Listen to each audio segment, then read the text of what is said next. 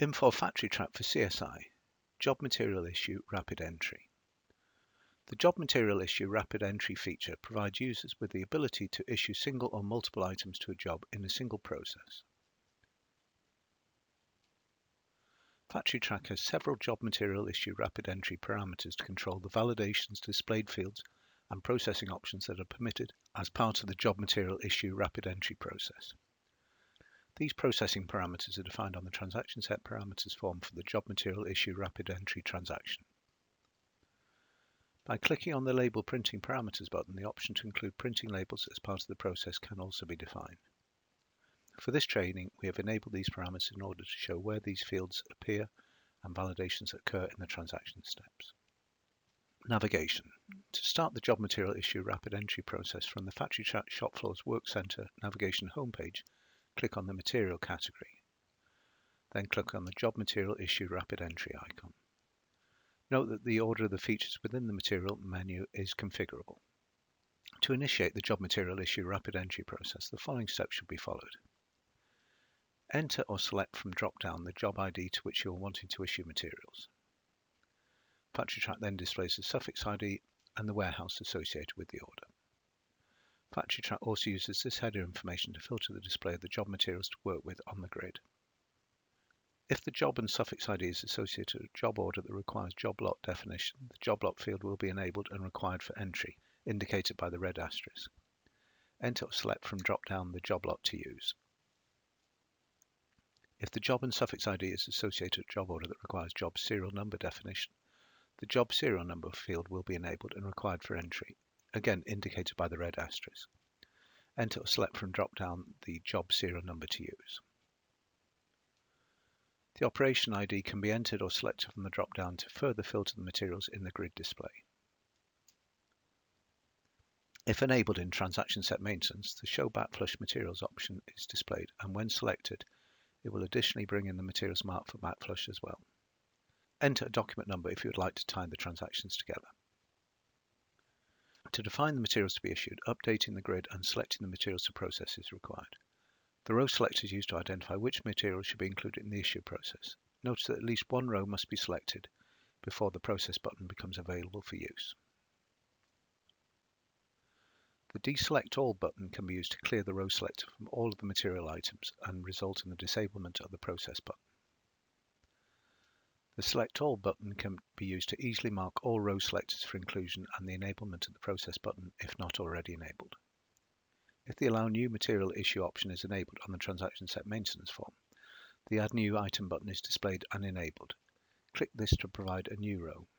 The Operation ID field displays which operation this material is required for in the BOM. This is read-only for existing bill of materials but is editable and required for entry when defining a new item. The Sequence ID field displays the material sequence ID as defined by the BOM. This is read-only for existing bill of materials and is defaulted to 0 when defining a new item. Once processed, CSI will define a sequence ID. The Material ID field displays which material is required per the BOM. This is read-only for existing BOM materials. For new item rows, enter or drop down to select the material to be added for issue. Material Description field displays the item description associated with the material. This is read-only for both existing BOM and new issue materials. The Backflush indicator displays whether the item is tagged for backflushing this job. This is read-only for both existing BOM and new issue materials. As a reminder, the existing BOM backflush items will only be displayed when the Show Backflush Materials option is selected. The Quantity Required field displays the amount that is needed for that material to fulfill the job order. This is read-only for existing BOM materials and is defaulted to 0 when defining a new item. The Base Unit of Measure field displays the unit of measure that is tied to the quantity required as defined as the primary measure for the item. This is read-only for existing BOM and new issue materials. The Location field displays the item location which the material will be issued based on the CSI configuration. For both existing BOM and new issue materials, this defaulted location can be overwritten by entry or selection from the drop-down. The drop-down also provides available quantity information. The Lot field displays the lot from which the material will be issued based on CSI configurations. For both existing BOM and new issue materials, this defaulted lot can be overwritten by entry or selection from the drop-down. drop-down also provides available quantity information as well. Note that a change in location could also result in a change of lot. The available quantity field displays the quantity of the material that is available at the selected location and lot. For both the existing BOM and new issue materials, this value is read-only. The issue quantity field identifies how many units of the item should be pulled from the location to fill the quantity required. Please note that if a stock location does not have enough to meet the quantity required and configuration settings do not permit inventory to go negative, multiple rows of the same material will be offered in order to meet the quantity required. The issue quantity is defaulted to meet the quantity required. However, the user has the ability to edit this for a partial issue or overissue, providing the transaction set maintenance option for allow overissue of materials is enabled. The issue quantity unit measure field defaults to the primary measure defined for the item. However, if the allow alternate unit measure option is enabled on the transaction set maintenance, entering or drop-down selection for other units is permitted. Note the units will be updated based on the unit measure conversion. The serials field displays a dynamically defined link to the serial assignment screen for items that require serial definition. The issue quantity provided defines the number of serials that need to be provided in order to successfully complete the process. In this example, the 0/1 value indicates that no serials have been assigned for the issue quantity of 1. Click on this link. This link takes you to the serial number assignment form.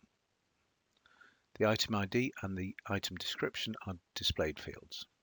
The required field identifies the total amount of serial numbers required for selection.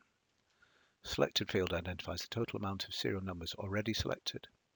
Remaining field identifies the remaining amount of serial numbers required for selection. There are two methods to define the serial numbers to be assigned. The first is to enter or select from drop-down on the serial entry grid, and the second is to select from the serial selection grid. The Unselect All button will clear all selections from the grid. Once the remaining goes to 0, the Process button is enabled. Click on this button to go back to the Rapid Entry processing form. Notice that the link has been updated from 0/1 to 1/1, indicating the required serials have been provided. To complete the process, select the rows to include in the issue process and click on the Process button. Factory Track will process and provide confirmation regarding whether the process is successful or partially successful. In the event of a partial success, the user should go back to the job order to view what is remaining for issue. If printing labels on the transaction set maintenance has been enabled, the label printing form is displayed. Enter or select from drop-down the printer on which the label should be provided. Note that this field is defaulted to the configuration on the transaction set maintenance. Enter the number of labels per item that should be printed and click on Process to complete the process.